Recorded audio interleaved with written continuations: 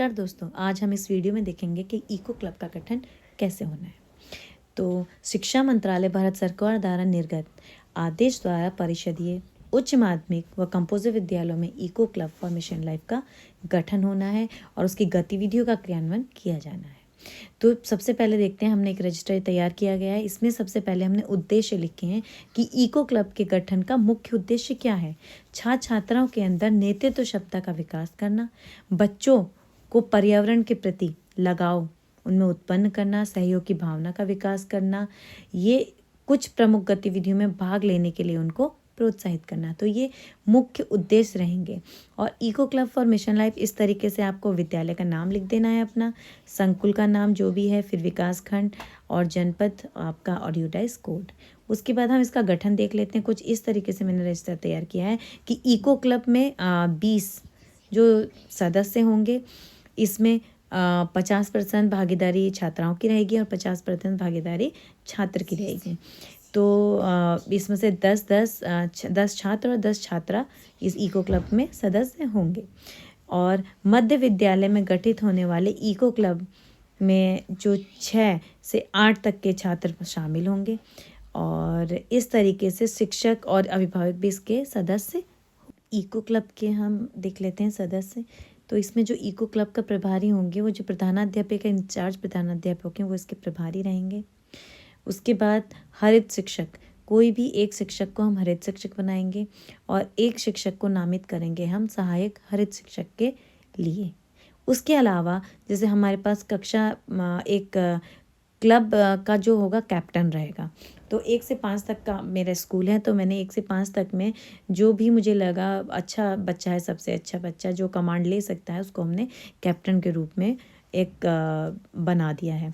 उसके बाद कक्षा 1, 2, 3, 4 और 5 एक कक्षा समन्वयक रहेंगे।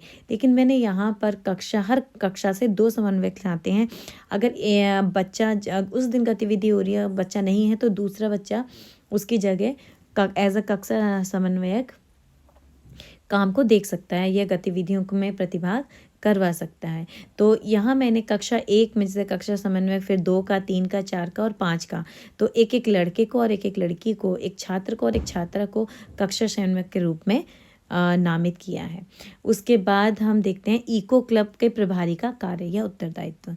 क्या उसके उत्तरदायित्व रहेंगे और क्या कार्य रहेगा। जैसे नोडल शिक्षक को नामित करना, पहला जो प्रभारी होंगे वो सबसे पहले जो नोडल शिक्षक हैं उनको नामित करेंगे। फिर क्लब की गतिविधियों के संचालन हेतु गतिविधि कैलेंडर तैयार करना, जो वार्षिक गतिविधि कैलेंडर है कि किस मंथ में या किस माह में कौन सी गतिविधियां कराई जाएंगी, इन सब का एक। उसके बाद एक कार्य और होगा, पर्यावरण के क्षेत्र में कार्य कर रहे जो हमारे विशेषज्ञ हैं, संसाधन के प्रतिनिधित्व हैं, उनको आमंत्रित करना है स्कूल में, ये भी प्रभारी का कार्य होगा। हरित शिक्षक, जो सहायक शिक्षक या हरित शिक्षक हमने नामित किए हैं, उनके क्या कार्य रहेंगे। वार्षिक कैलेंडर तैयार करने में वो प्रधानाध्यापक को अपेक्षित सहयोग प्रदान करेंगे। उसके बाद क्लब संबंधी गतिविधियों के संचालन के लिए सुरक्षित वातावरण तैयार करेंगे और सभी कक्षाओं के बच्चों को क्लब की गतिविधियों में भाग लेने के लिए प्रोत्साहित करने का काम भी हमारा हरित शिक्षक का रहेगा। गतिविधियों का नियमित अनुश्रवण करना, गतिविधियों से संबंधित अभिलेख तैयार करना और क्लब की गतिविधियों के क्रियान्वयन हेतु आवश्यक संसाधन जैसे पेन हैं, पुस्तक हैं, पेंसिलें हैं, पौधे हैं, ये सब देना, ये भी हरित शिक्षक का कार्य रहेगा। इसके बाद जो हमने कैप्टन लिए हैं एक, उनका क्या उत्तरदायित्व रहेगा वो भी देख लेते हैं। प्रत्येक कक्षा से चयनित एक कक्षा संचालक द्वारा सभी बच्चों को अधिक से अधिक संख्या में क्लब की गतिविधियों में प्रतिभाग कराना और उनको प्रोत्साहित करना। वार्षिक कैलेंडर के आधार पर क्लब की गतिविधियों के क्रियान्वयन को नोडल शिक्षक जो कि हरित शिक्षकों को सहयोग देना और कैप्टन द्वारा क्लब की गतिविधियों के जो बाल संसद है या जो भी है मंच हैं, उसकी सहभागिता के लिए काम करना। एक तरीके से जो कैप्टन हैं वो हमारे हरित शिक्षक को सहयोग प्रदान करेंगे और बच्चों को प्रोत्साहित करेंगे गतिविधियों में भाग लेने के लिए। उसके बाद इको क्लब की गतिविधियों का क्रियान्वयन कब और कैसे करेंगे। तो जो सप्ताह का जो शनिवार होता है, हर शनिवार को हमारी इको क्लब की गतिविधियाँ होंगी और सार्वजनिक अवकाश को छोड़कर। इसके अलावा जो अंतिम 2 से 3 बजे का समय होगा या फिर 1 से 2 का, उसमें हम इसकी जो गतिविधियाँ हैं उनको आयोजित करेंगे। फिर गतिविधियाँ कैलेंडर किस तरीके से तैयार करना है, तो जैसे वार्षिक हमने अभी आया था, प्रभारी का काम है गतिविधि कैलेंडर तैयार करना, तो हम ये देखेंगे किस माह में कौन सा दिवस आता है और पर्यावरण से वो संबंधित है, तो उस दिवस को लेकर हम गतिविधियां बच्चों को करा सकते हैं। इससे हमें 2 फायदे होंगे।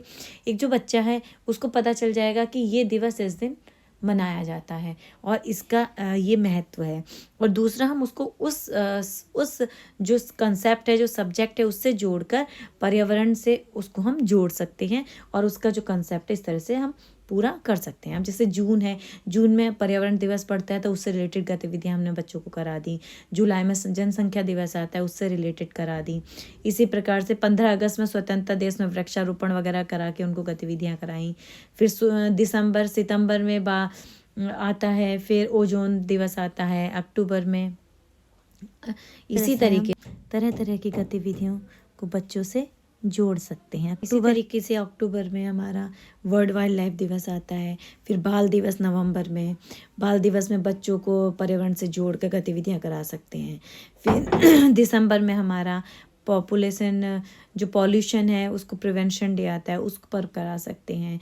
जनवरी में जैसे नेशनल क्लीनलीनेस डे है तो उससे रिलेटेड हम स्वच्छता से रिलेटेड एक्टिविटीज़ करा सकते हैं।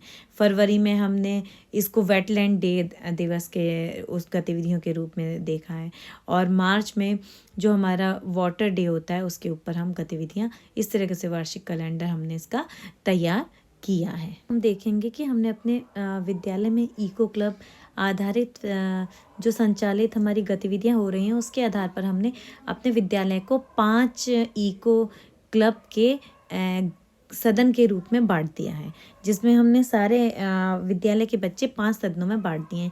जैसे हमने नदियों के नाम पर अपने सदनों के नाम रखे हैं। पहला हमारा गंगा है जिसके कैप्टन दामिनी हैं, और दूसरा नर्मदा, कैप्टन जैसे हमने अतुल को रखा है, और इसी तरह से तीसरा जो हमारा सदन है वो यमुना है, चौथा सदन कृष्णा, और मोनिस अर्चना, और 5वां सदन कावेरी, और इसकी जो कैप्टन है वो स्वाति हैं। तो इस प्रकार से हमने इको क्लब की जो गतिविधियाँ हो रही हैं उनको भी पूरे विद्यालय को 5 क्लब में, 5 जो सदन है उनमें बांट दिया है, और इनमें आपस में जो प्रतिभाग रहता है कि किस क्लब में जो किस सदन में बच्चे कितने प्रतिभाग कर रहे हैं, तो इससे आपस में सहयोग की भावना भी बनी रहती है और प्रतिस्पर्धा भी बनी रहती है। तो ये था इको क्लब का गठन। और दोस्तों, अगर आपको पसंद आया हो तो लाइक, सब्सक्राइब और कमेंट जरूर कीजिएगा, शेयर जरूर कीजिएगा।